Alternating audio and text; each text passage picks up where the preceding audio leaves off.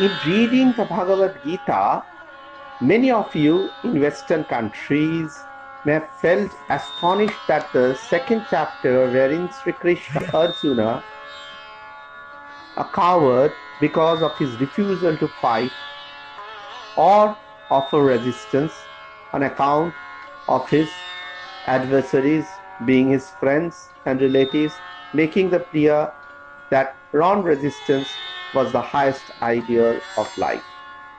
এই যে যুদ্ধের সময় অর্জুন মহাভারতে আমরা দেখতে পাই বলছেন যে আমরা বারবার মহাভারত পড়তে গিয়ে দেখেছি অর্জুনের প্রথম যে তার যখন যুদ্ধ করতে ইচ্ছে করছে না, শ্রীকৃষ্ণ যখন তাকে বোঝাচ্ছেন, তিনি যখন বলছেন যে আমি যুদ্ধ করতে চাই না, কারণ যাদের সঙ্গে যুদ্ধ করব তারা সকলেই আমার জ্ঞাতি, আমার আত্মীয়, এদের যুদ্ধ করে পরাজিত করে রাজত্ব ভোগ করতে আমি চাই না।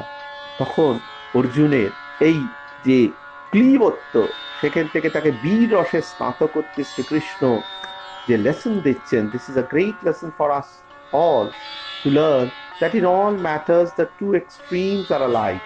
The extreme positive and the extreme negative are always similar. এই যে যখন এই মানসিক দ্বন্দ্বের মধ্যে আমরা পড়ি যে কোনটা করব কোনটা করব না, তখন দুটো এক্সট্রিম সবসময় একই রকম দেখতে লাগে। পজিটিভ এক্সট্রিমটা সঙ্গে নেগেটিভ এক্সট্রিমটা, অর্থাৎ কেন ওই কাজটা করব না এবং কেন ওই কাজটা করব, যদি এক্সট্রিম পয়েন্টে গিয়ে আমরা ভাবি তাহলে একই রকম দেখতে লাগে। অর্থাৎ যদি যুদ্ধের প্রাঙ্গণে দাঁড়িয়ে যুদ্ধ করব না বলি তার পক্ষে যুক্তিগুলো, আর যুদ্ধ করব বলি তার পক্ষে যুক্তিগুলো, যদি এক্সট্রিম পয়েন্টে গিয়ে দেখি, দুটো সেক্টরেই মোরালিটিকে সামনে এনে যদি পয়েন্টগুলো সাজাই, অনেক অনেক পয়েন্ট মিলে যাবে। তাহলে যুদ্ধটা কি রাজ্য লাভের জন্য করা, নিজের সম্পদ লাভের জন্য করা, সম্পত্তি বৃদ্ধির জন্য করা? না, সেখানেই যুদ্ধ করা না করার মোরালিটি, যে রাজ্য লাভের জন্য না, সম্পত্তি লাভের জন্য না, রাজা হবার জন্য না, যুদ্ধ ধর্ম প্রতিষ্ঠা করার জন্য। যার জন্য মহাভারতের যুদ্ধকে ধর্মযুদ্ধ বলা। তোমার যে কর্ম সেটি করো মাত্র। So we do not see them, or nor do we see them when they are too rapid. এই ভেরিয়েশনস লাইফের যে থাকে, আমাদের জীবন যাত্রার যে বিভিন্ন রকম ভেরিয়েশন থাকে,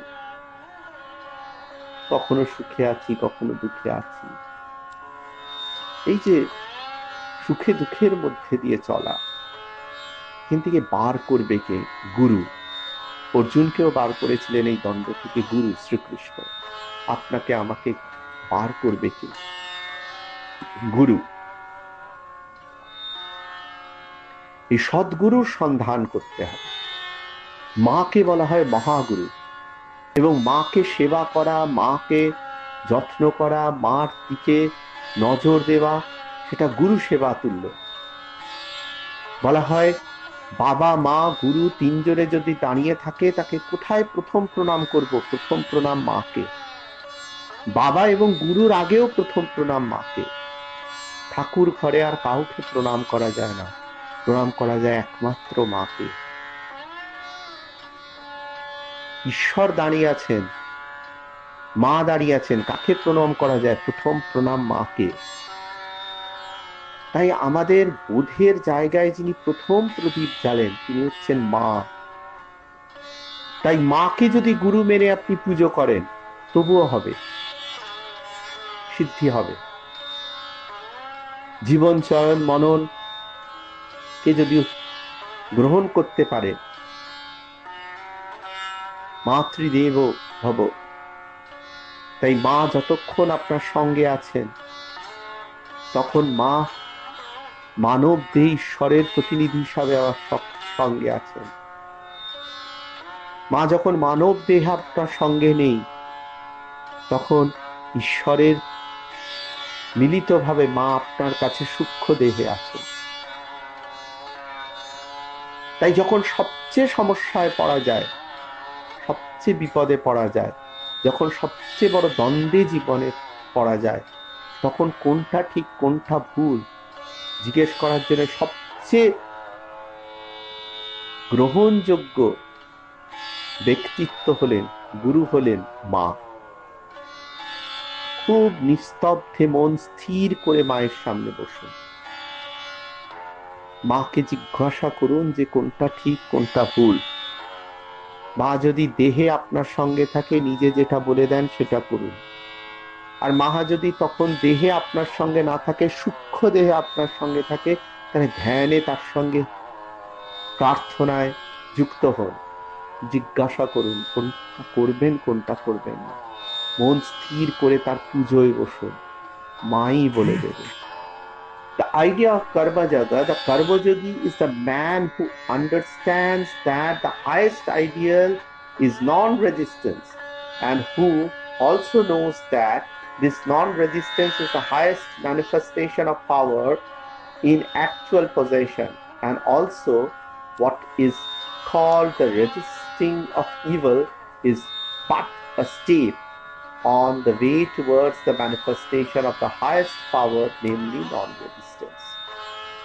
অর্থাৎ নিজের মনের মধ্যে তমকে নিয়ন্ত্রণ করে প্রতিহত করা, নিজের মধ্যে রজকে ব্রহ্ম দ্বারা নিয়ন্ত্রিত করা, মধ্যে দিয়ে যে যাত্রা, সেটাই হচ্ছে নিজের মধ্যে পরিপূর্ণতাকে খুঁজে পাওয়ার যাত্রা।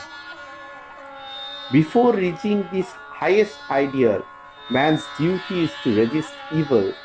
Let him work, let him fight, let him strike straight from the shoulder.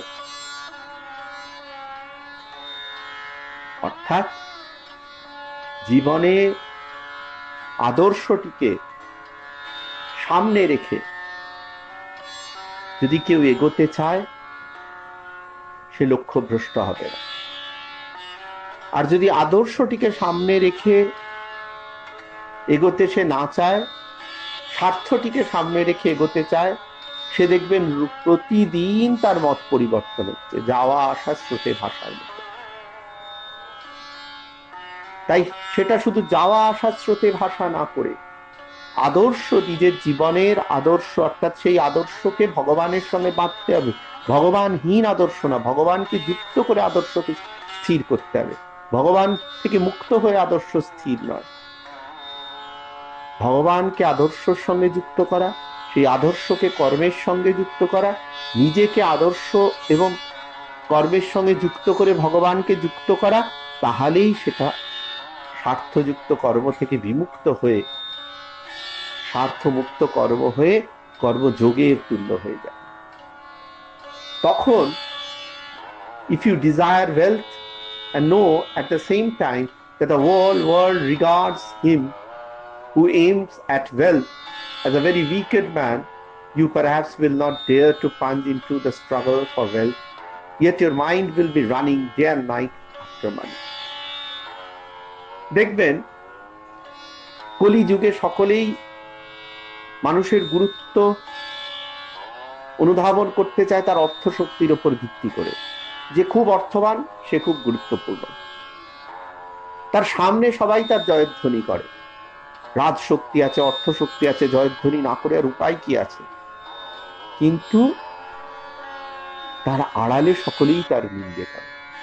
এমতো অবস্থায় আপনি দেখবেন যে আপনি তমগুণী হলে সেই রকম একটি সত্তাকে বা মানুষকে আপনি ধরে এগিয়ে যেতে চাইছেন, কিন্তু ব্রহ্মগুণী হলে আপনি দেখবেন যে সেটা আপনার টানছে না, আপনি সেখান থেকে তফাতে আছেন, দূরে থাকতে পছন্দ করছেন। এই যে মনের মধ্যে সে মানুষটিকে নিয়ে শ্রদ্ধা নেই আর বাইরে শ্রদ্ধার প্রদর্শন আছে, এইটাকেই বলে this is hypocrisy and will serve no purpose. Plunge into the world and then after a time when you have suffered and enjoyed all that is in it, will renunciation come. এই যে ভেতরে অশ্রদ্ধা, বাইরে শ্রদ্ধা প্রদর্শন। এই করতে করতে করতে করতে নিজের মধ্যে ছোট আমিকে নামাতে নামাতে এমন একটা জায়গা একদিন আসবে যে যখন দেখবেন আপনি এই সমস্ত কিছু করেছেন, কিন্তু সেই করার মধ্যেই শেষ দেখতে চাইছেন, তখন ছেড়ে যাওয়াটা সবচেয়ে দুঃখের হয়। সে মানুষের চলে যাওয়ার বেদনাটাও সবচেয়ে দুঃখের হয়। আর আপনি এই সমস্ত কিছুর মধ্যে যদি নিজেকে মুক্ত রাখতে পারেন, যে সবকিছু আছে কিন্তু সবকিছুর মধ্যে আমি ভগবানের সঙ্গে আছি, এগুলি সব আমার ইহ জীবনের সঙ্গী মাত্র, সঙ্গে যাবে না। আবার এইগুলির মধ্যে দিয়েও আমি মুক্ত হতে পারবো না, মুক্তির আস্বাদন এগুলির মধ্যে থেকে আমার আসবে না। তখন আপনার চলে যাওয়াটাও অনেক স্বাচ্ছন্দ্য হবে। সংসারে পাকাল মাছের মতো থাকা, সংসারে থাকা হবে কিন্তু সংসারের কাদাটা গায়ে লাগবে না।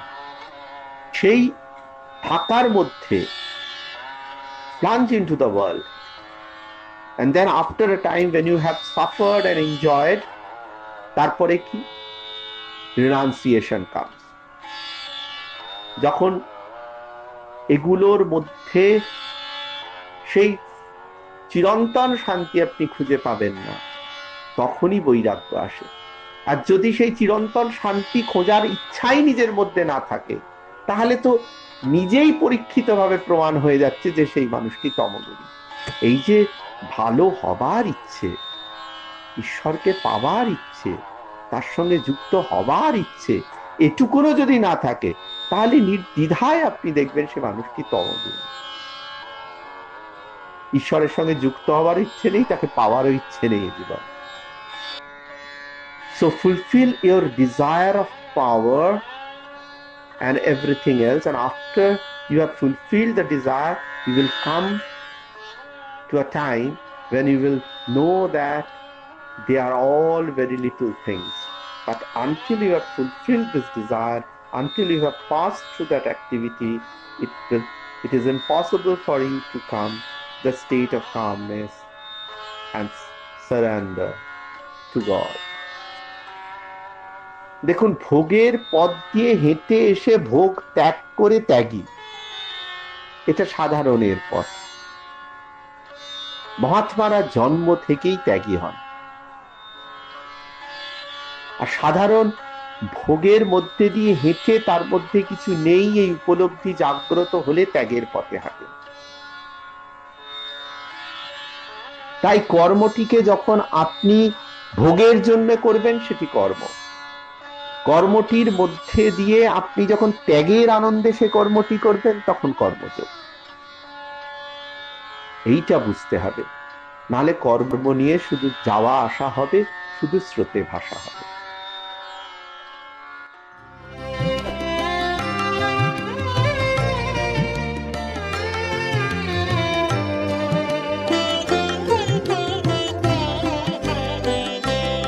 শুধু যাওয়া আশা, শুধু স্রোতে ভাষা, শুধু যাওয়া আশা, শুধু স্রোতে ভাষা, শুধু আলো আধারে,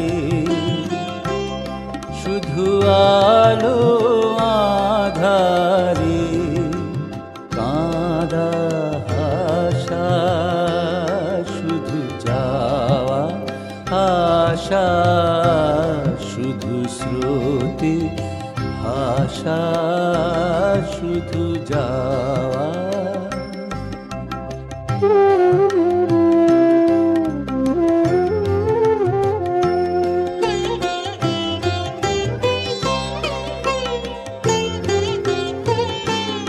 শুধু দেখা পাওয়া, শুধু ছুঁয়ে যাওয়া, শুধু দূরে যেতে যেতে কেঁদে চাওয়া, শুধু দেখা পাওয়া, শুধু ছুঁয়ে যাওয়া, শুধু দূরে দূরে যেতে যেতে কেঁদে চাওয়া, শুধু নব দুরাশায় আগে চলে যায়, নব নব দুরাশায় আগে চলে যায়, পিছে ফেলে যায় মিছে আশা, শুধু যাওয়া আশা, শুধু স্রোতে ভাষা, শুধু যাওয়া।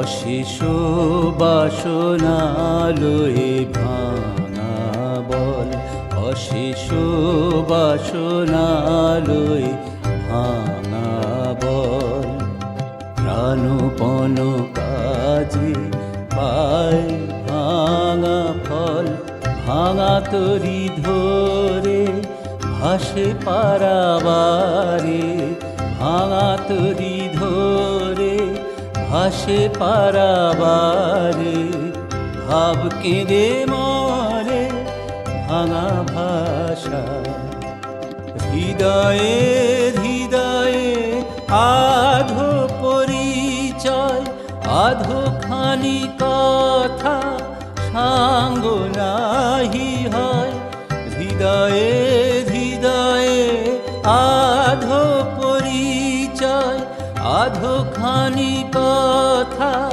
সাঙ্গ নাহি হয়, লাজে ভয়ে ত্রাসে আধো বিশ্বাসে, লাজে ভয়ে ত্রাসে আধো বিশ্বাসে, শুধু আধো খানি ভালোবাসা, শুধু যাওয়া আশা, শুধু স্রোতে ভাষা, শুধু যা।